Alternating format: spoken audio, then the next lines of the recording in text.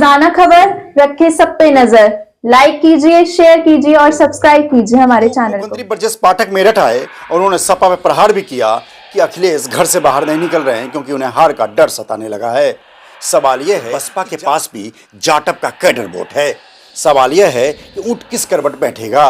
सभी तीनों पार्टियां मेहनत कर रही हैं और तीन त्रिकोणीय मुकाबला कभी आपको राष्ट्र के लिए, देश के लिए करने का मौका मिलता है। अब हम तो जो है, हम कोई मेहनत नहीं कर रहे, हम तो जस्ट अपना थोड़ा सा चंद समय हम अपने राष्ट्र के लिए समर्पित कर रहे हैं, देश के लिए समर्पित। तो आप देख रहे हैं कि अब से पहले मैंने कभी नहीं देखा कि एक एक कुंटल, कम से कम एक एक गांव में फूलों की वर्षा। आप उनकी गाड़ी देखिया करें ना, गाड़ी के ऊपर ऐसे फूल बरसा रहे हैं। प्रकोष्ठ का फंक्शन किया, उसमें बहुत लोग ये कहते पाए गए कि जब उन्होंने अपना भाषण शुरू किया तो हमारे रोंगटे खड़े हो गए। मतलब हमें वही भगवान राम की आवाज़ आई जो उन्होंने। तो ये कि जो 10 साल में गवर्नमेंट ने हमारे काम किया है, भारतीय जनता पार्टी ने, वो तो मतलब अल्टीमेट है। उसके साथ साथ उन्होंने हमें प्रत्याशी इतना अच्छा दे दिया कि बात करते थे। मेरे बहुत मुस्लिम दोस्त हैं, वो ये कहते हैं कि भाई हमने ये करके देख लिया, हमने थोड़ी ठेका उठाया मोदी को हराने का। जब मोदी जी की स्कीम में कोई ऐसा प्रावधान नहीं है कि हिंदुओं को मिलेगा या मुस्लिम को मिलेगा, वो तो सबके लिए दे रहे हैं। नमस्कार, रोजाना खबर में आप सभी का हार्दिक स्वागत है। मैं हूं विभूति कुमार। चुनाव के महासमर में कोई राम जी उतरे हैं तो कोई अन्य कलाकार अपना भाव आजमा रहे हैं। सवाल यह है कि रामायण सीरियल के राम क्या मेरठ में लोगों के दिल जीत पाएंगे? बड़ा सवाल है। गांव में जा रहे हैं, शहरों में जा रहे हैं, तमाम जगहों पे जा रहे हैं, लेकिन कुछ लोग कनेक्ट हो रहे हैं, कुछ लोग कनेक्ट नहीं हो पा रहे हैं। हालांकि जिस तरीके से भाजपा मेहनत कर रही है उससे साफ है कि कहीं न कहीं रामायण के राम की आस्था और अयोध्या में बने राम मंदिर को लेकर भाजपा। आज सूबे के उप मुख्यमंत्री ब्रजेश पाठक मेरठ आए और उन्होंने सपा में प्रहार भी किया कि अखिलेश घर से बाहर नहीं निकल रहे हैं क्योंकि उन्हें हार का डर सताने लगा है। सवाल यह है कि जातिगत समीकरण को लेकर जिस प्रकार से जाटव और मुस्लिम का कॉम्बिनेशन सपा के साथ है, तो बसपा के पास भी जाटव का कैडर वोट है। सवाल यह है कि ऊंट किस करवट बैठेगा। सभी तीनों पार्टियां मेहनत कर रही हैं और तीन त्रिकोणीय मुकाबला है। लेकिन जिस प्रकार से अरुण गोविल को लेकर लोगों में राम जैसी फीलिंग आ रही है, आस्था है, उसको लेकर कहीं ना कहीं उनको फायदा मिलेगा। और अयोध्या में भव्य श्री राम मंदिर के निर्माण के बाद भाजपा को भी उम्मीद है कि रामायण के राम अरुण गोविल राम के सहारे बैतरनी पार कर जाएंगे। तमाम चुनावी चर्चा में बहुत लोग जुड़ते जा रहे हैं। हमने कहा था 100 दिग्गजों से हम आपको रूबरू करवाएंगे।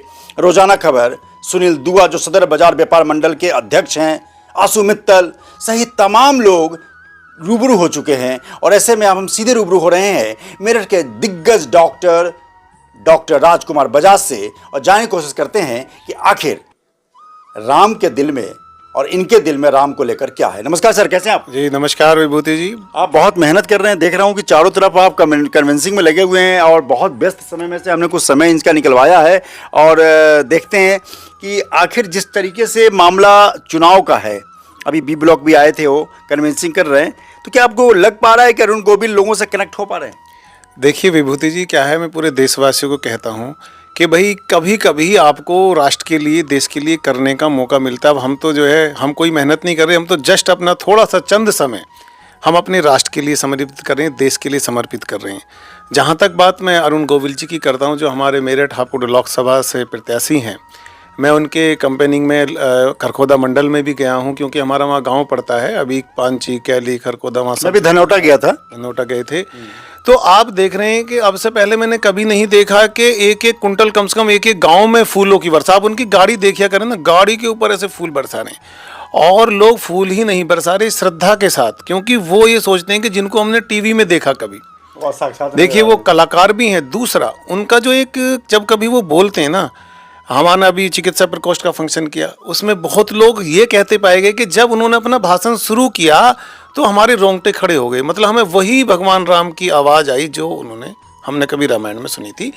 तो बहुत लोग कनेक्टेड हैं और लोगों की, हम लोग सौभाग्यशाली हैं कि हमको, मतलब देखिए, भगवान तो अरुण गोविल जैसे उम्मीदवार मिले हैं और उनको वोट दे सकते हैं हम उनको। मतलब भगवान एक तरह से राम का रूप ही मानता है, क्योंकि 80 के दशक में रामानंद सागर ने रामायण सीरियल का निर्माण किया था और 80 के दशक में सैकड़ों घरों में टीवी नहीं थी। लेकिन सवाल यह है कि जो अमीर और संपन्न लोग थे उनके घर में टीवी था और लगातार वो चारपाई बिछाते थे, नीचे दरी बिछाते थे, लोग बैठते थे, धूपबत्ती जलाई जाती थी, अगरबत्ती जलती थी, प्रसाद रखा जाता था, आधे घंटे के रामायण के बाद प्रसाद बंटता था। यानी वो जो प्रतिबिंब है राम जी का वो केवल अरुण गोविल ही ले पाए। रामायण, रामानंद सागर के रामायण के बाद तो कई रामायण सीरियल के निर्माण हुए, लेकिन हमें अगर आपसे पूछा जाए कि किसी एक रामायण सीरियल किसी राम का किरदार का नाम बता दो तो हो सकता है आप ना बताएं। लेकिन अरुण गोविल नॉर्थ ईस्ट, कश्मीर से कन्याकुमारी तक और गुजरात से इधर साउथ तक लगातार लोग बता देंगे अरुण गोविल को राम। और चुनाव के दहलीज पे आए हैं, ऐसे में हम तमाम 80 साल की महिलाओं से भी रूबरू हुए, वो भी पैर छूती नजर आई। हालांकि वो पैर नहीं छुपा रहे थे, लेकिन जो भावना और आस्था उमड़ रहा है उसका फायदा लग रहा है आप? नहीं, बिल्कुल मिलेगा, उसका फायदा तो मिलेगा ही, लेकिन साथ साथ पार्टी की जो कार्यशैली है उसका भी फायदा होगा। देखिए, बड़ा फायदा तो ये है कि जो 10 साल में गवर्नमेंट ने हमारे काम किया है, भारतीय जनता पार्टी ने, वो तो मतलब अल्टीमेट है। उसके साथ साथ उन्होंने हमें प्रत्याशी इतना अच्छा दे दिया कि उसका बेनिफिट मिलेगा ही। और मैं ये कहता हूँ कि ये किसी कोई बुलाए में ना रहें कि वो उनकी जीत कहीं मुश्किल होगी। उनकी जीत इतनी अच्छी होगी कि आज तक के सारे रिकॉर्ड टूट जाएंगे। विभूति जी, आप लिख लो मेरे से।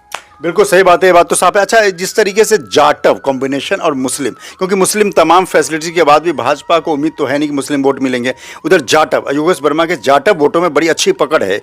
सवाल यह है कि बसपा के कैडर वोट जाटव को माना जाता है, लेकिन जो बसपा के उम्मीदवार हैं वो त्यागी का वोट काटेंगे।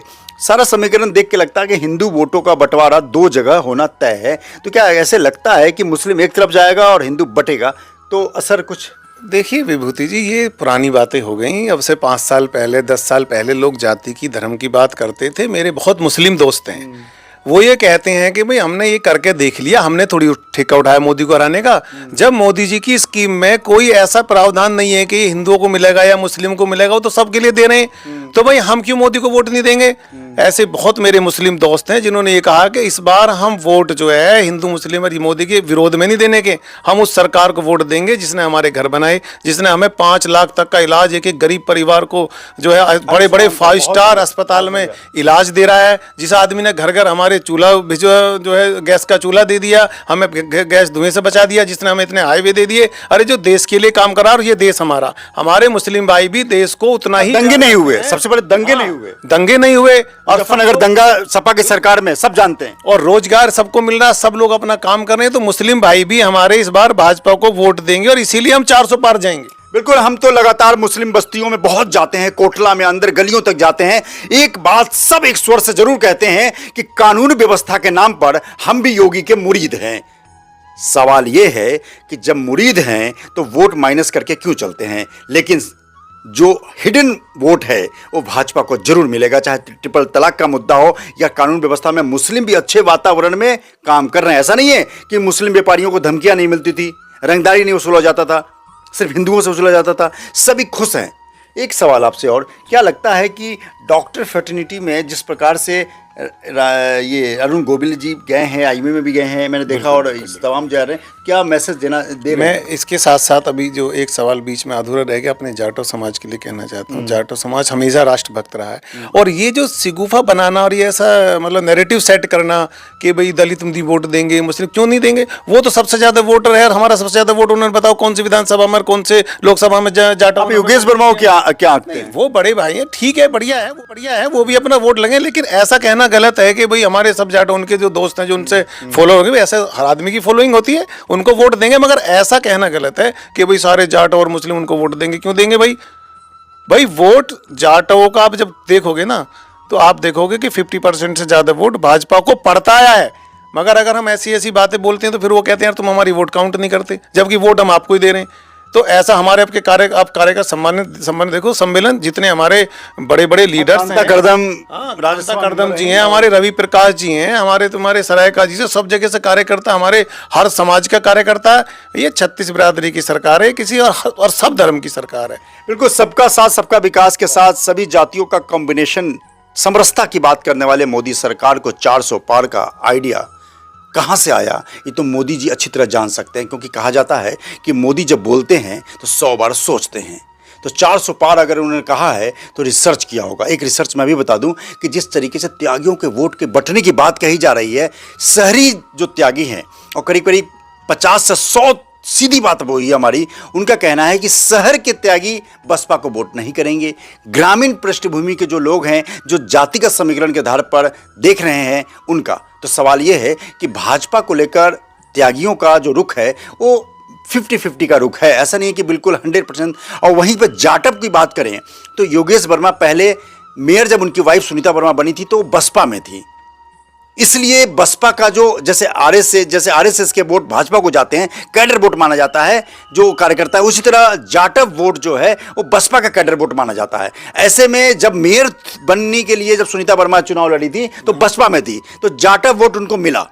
सवाल यह है कि क्या सपा में रहने के बाद जाटव, मायावती और अखिलेश में, सपा और बसपा में 36 का आंकड़ा है, ऐसे में क्या जाटव मायावती को लेकर क्या सपा को वोट करेगा? बेशक योगेश वर्मा चुनाव लड़ रहे हैं। बिल्कुल, वो ना तो उनको पता है कि राष्ट्र का निर्माण कौन कर सकता है, वो भाजपा को वोट करेंगे। मुझसे आप लिखवा लो। और मैं मतलब मेरी जो दोस्ती है हर समाज में, मेरे मतलब डॉक्टर हैं तो आप सब तरह के लोग आते और मेरा उठना बैठना भी बहुत है, दलित वर्ग में बहुत उठना बैठना, हमारे भाई, हमारे मित्र, हमारे डॉक्टर, हमारे पारिवारिक रिश्ते बहुत हैं। सब जगह हम जाते आते हैं, सबसे उनकी मन की बात लेते हैं। उनका एक ही बात है कि भाई जो मोदी हमको गरीब आदमी को राशन दे रहा, सब दे रहा, जो हमारे लिए जो काम कर रहा सच में, तो हम उसको वोट देंगे। हम इनको, अब वो बातें पुरानी हो गई। यहाँ से अरुण गोविल पूरे इंडिया से 400 पार 4 जून को 100%। 4 जून को 100% होंगी। और एक आपके सवाल का जवाब मैं दे दूं, आपने चिकित्सकों की बात करी थी। विभूति जी, चिकित्सक जितना प्रबुद्ध वर्ग है, जो अपने आप को ज्ञानी और पढ़ा लिखा मानता है, इंटेलेक्चुअल मानता है, डॉक्टर ही नहीं, सब अगर किसी पार्टी से जुड़ा है तो केवल भारतीय जनता पार्टी से जुड़ा। जबकि भारतीय जनता पार्टी की सरकार आने के बाद जो नियम कानून का पालन कराना है, इनकम टैक्स की मतलब जो चीज़ें हैं, सबसे ज़्यादा अगर प्रेशर पड़ा तो इन्हीं कम्युनिटी पे, इन्हीं चीज़ों पे पड़ा, इन्हीं वर्ग पे पड़ा। मगर फिर भी उन्हें पता है कि जो मोदी जी को हम टैक्स दे रहे हैं वो राष्ट्र के निर्माण में यूज हो रहा है। बिल्कुल सही बात है जी जी। सबके सब 100 के 100% भारतीय जनता पार्टी के साथ, मोदी जी के साथ हैं, राष्ट्र के साथ हैं, देश के साथ हैं। लगातार जिस तरीके से चुनावी चर्चा और परिचर्चा में हम सीधी बात करते हैं बिना लाग लपेट के, और सीधे अनकट हम सुनवा भी देते हैं। सवाल यह है कि सिर्फ समीकरण अपने नाम से रख लेने से आप चुनाव समीकरण में नहीं जीत जाते। भारतीय जनता पार्टी अगर लगातार तीसरी बार सत्ता में आने की बात कह रही है तो कहीं ना कहीं सबका साथ सबका विकास का नारा देती है। और जातिगत समीकरण बिहार में भी ध्वस्त हुए हैं भाजपा को लेकर, और उत्तर प्रदेश में भी जब योगी की सरकार बनी थी 2017 में, तब भी जातिगत समीकरण ध्वस्त हुआ था जब 350 सीटें मिली थी। सवाल यह है कि जाति का रोना कब तक रोते रहेंगे? डेवलपमेंट, यही मेरठ है, जब दिल्ली जाते समय 6 घंटे मोदी नगर में जाम में फंसते थे।